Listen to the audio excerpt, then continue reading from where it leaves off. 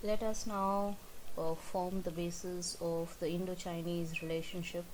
That's Nehru welcoming the Chinese Premier Zhou Enlai to India. That's 1954. Good relations, Hindi Chini Bhai Bhai theme, wherein we signed 5 principles of peaceful coexistence between Nehru and the Chinese Premier on 29th of April 1954.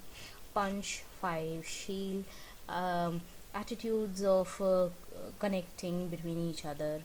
Uh, Hacharan, that's how we'll behave with each other. Mutual respect for each other's territorial integrity and sovereignty. We'll not attack each other, non aggression. We'll not interfere in each other's affairs. We'll ensure equality and cooperation for mutual benefit. Peaceful coexistence. India was the first country to recognize in 1949 the independence or so called making of the communist China. That's China getting freed from the rule of Chiang Kai shek and he running away to Taiwan, and China becoming a communist country, and India among the first of those nations to recognize China as an independent nation. Uh, Peace had begun long, but eventually it was in 1954 that we signed the peaceful 5 principles of PANCHSHEEL. 1949, thereon we find while Nehru had immense faith in the sincerity of neighbors, the attitude of the Deputy Prime Minister Sardar Vallabhbhai Patel was different. He wanted the borders to be protected, even if we had good relations with our neighbors. Nevertheless, a point to be taken, which shall be seen in another few years' time, who was right and who was wrong. The Tibetan issue was one issue that created a point of conflict. Uh, China claimed administrative control over Tibet. In 1950, China took over control over Tibet. Large sections of the Tibetan population opposed this takeover. India tried to persuade China to recognize Tibet's claim for independence, but for the PANCHSHEEL agreement, India conceded to China's claim over Tibet.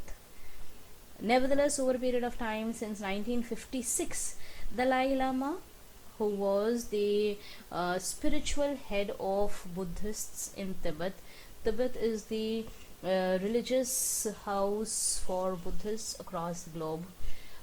He complained of the worsening situation in Tibet, specifically for the lamas. But besides this, China kept assuring India that Tibet would definitely be given greater autonomy.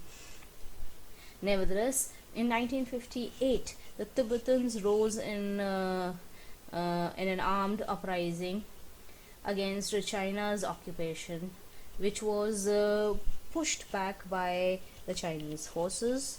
Dalai Lama had to seek shelter from the Indians, that's the Dalai Lama with Nehru, and India being a precursor for peace for all nations, it gave shelter, it gave asylum to the Dalai Lama in the place called Dharamshala in India.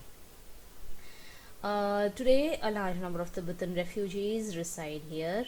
We also need to understand what consequences could this have created for the Indo-Chinese relationship. Tibetans oppose Chinese claim. Dalai Lama has sought shelter, asylum in India, and the fact that India has given shelter to the so-called person in conflict with China is taken offensively by China. So the Chinese invasion had to come by, and in 1962, Chinese invade India. What were the consequences? We might as well say the dispute created the historical buffer between China and India was Tibet. That had been removed by the takeover of China of the Tibetan territory. More so, India, who had just fostered a non-line movement, who had just ensured or framed the policies of PANCHSHEEL, finds the suppression of Tibetan culture uh, not very conforming to its own principles. Plus, we might as well find a boundary conflict taking place with XII, a region in north north east of India, XII, Ladakh region, to be claimed by China, and a lot more area around NEFA, Northeast Frontier Agency, that's technically the Arunachal that we're talking of, which it claims for itself, and has started building a strategic road in the northeast. And there had been on and off army skirmishes till the border attacks actually take place in October 1962. Key areas are occupied by the Chinese in the north east of India and in Ladakh. The Dhola Kinzemane posts have been occupied in the far northeast, and the same happens towards the Ladakh region. That's what we call as the XII region today. What are the consequences of these? Chinese advance to the plains of Assam in the northeast. However, it is very soon that a unilateral ceasefire takes place and the troops withdraw to its prior position. A week's fighting and then a gap, and another round of fighting attacks takes place, and after which the two countries withdraw to the earlier occupied areas. Nevertheless, still controversial regions of XII, and still on and off claims by China over regions in the Arunachal region. What are the consequences of the 1962 war? Was Nehru right? Was Patel right? What went wrong? 1. It dented India's image at home and abroad. Image, was it India's image or was it Nehru's image? It's almost one and the same thing. He represented India, and we couldn't secure our own boundaries was a very questionable issue. At that point of time when China was attacking India, we had not been involved in world politics, neither US nor USSR, because USSR was a communist nation, didn't react to what China was actually doing with Indians, though we had informal relations with USSR. Very disappointing in terms of Indo-USSR relations. American assistance and British assistance were sought for, but both of them rejected to help India, looking at the fact that India had refused to join its bloc, and most important, given the world a third option of non-alignment. Internally, the consequences was the defense minister V.K. Menon resigns.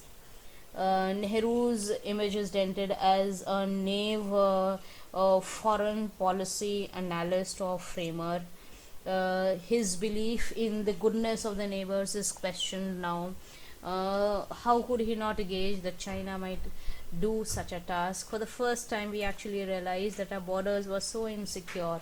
Long boundaries with both China and Pakistan for the first time had to be militarized. Yani, we are in the midst of a position where the 2 5-year plans have not been successful, and the third 5-year plan is launched. Not even 1 year down the line, we have attacks from China taking place. So the money that should have gone into social sector development is now to be utilized in military development. And the same year, 1962, a Department of Defense production established, and next year, November 1965, the Department of Defense supplies. Yani we are now into defense equipment manufacturing and supplying as well. Congress lost a few by-elections being held during that era. For the first time, a no confidence motion was moved, debated in the Lok Sabha. However, Congress did not lose the no confidence motion. Very rejected Nehru at that point of time. This is also the time when the Communist Party of India faces a split in the year 1964. The pro-USSR faction of CPI condemns Chinese attitude, while there are some who are pro-China and form the CPIM M for Marxist in 1964. The process of reorganization of the Northeast has started. Nagaland is being granted statehood. The UTs of Manipur and Tripura were given the right to elect their own legislative assemblies. A step towards formation of states is taking place. Is it solely China? Let's look into the angle of what happens with Pakistan on the other side. We have already seen proxy war taking place since 1947. We have studied into how Hari Singh, the king of Kashmir, signs the instrument of accession. There are issues of the sharing of Indus River water treaties with Ayub Khan and the mediation of World Bank. We look into the 1965 attack on the Ran of Kutch region and Kashmir in 1967 with counter-offensives of Punjab and Lahore. 1966 we'll find the Tashkent Agreement brokered by USSR. These are the sequence of events that we need to study. We will also look into the fact how these had a major consequence on India. The instrument of accession is what you have already studied. By 26th of October 1947, Indian troops are into Srinagar, and whatever the result, Nehru promises a referendum, which till date hasn't taken place. Ceasefire laid down by the United Nations in 1948. Now that's the boundary line that has been line of actual control that has been defined today. This is still the time when we find XII is in our region. That's the portion of XII towards the northeast of India.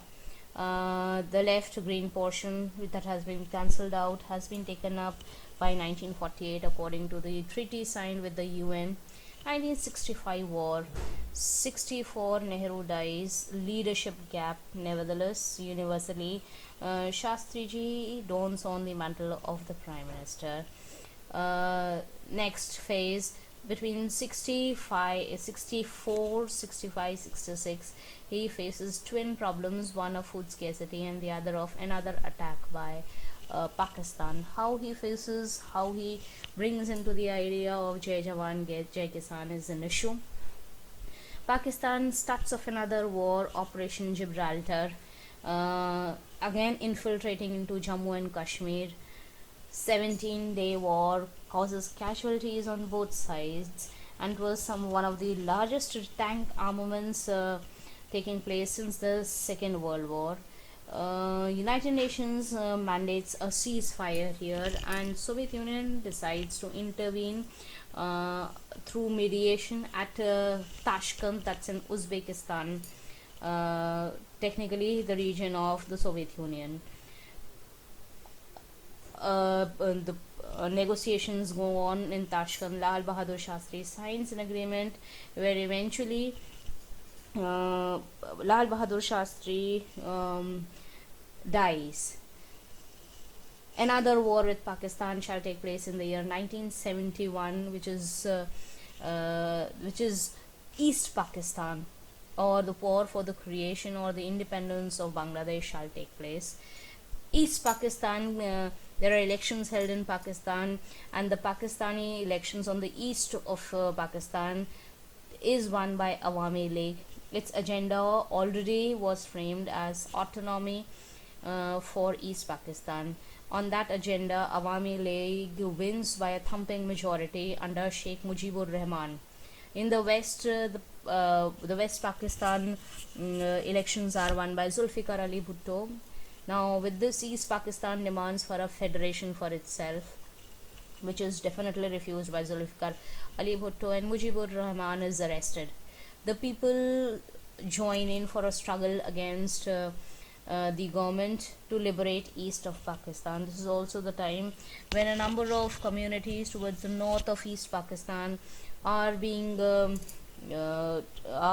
tortured by the military of West Pakistan.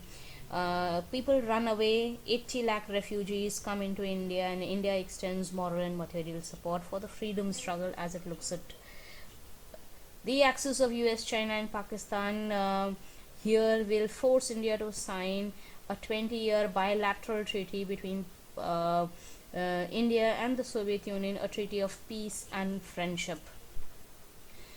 The attack that takes place in 1971 does not remain limited to between East Pakistan and India. It also is reflected on the western frontiers in Punjab and Rajasthan. However, only it was a matter of 10 days when the Pakistan army of 90,000 had to surrender and a new Bangladesh was formed.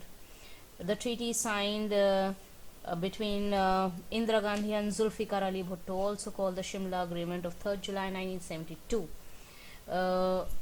Another confrontation shall take place in the year 1999 called the Kargil Confrontation, Operation Badr versus India's Operation Vijay. The LOC areas being the Mashko, Dras, Kaskar and Batalik sectors.